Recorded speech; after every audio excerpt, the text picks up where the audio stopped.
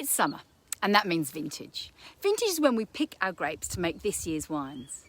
Well, so far the grapes look amazing. We've had a long, wet winter. In fact, all these vines behind me were actually completely underwater in August when the Swan River flooded through the vineyard. This was followed by a mild spring and a cooler start than usual to our summer.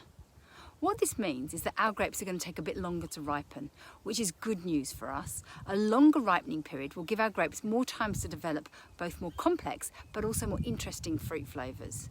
And really, as wine ultimately is fermented grape juice, the more interesting the flavours in the grapes, the more interesting the flavours will be in this year's wines. So this later start to harvest is great news for wine drinkers, but also for winemakers who now have no excuse not to be totally organised. They've had an extra 2 weeks before the beginning of vintage. The Swan Valley will be the very first region in the world to start picking this year.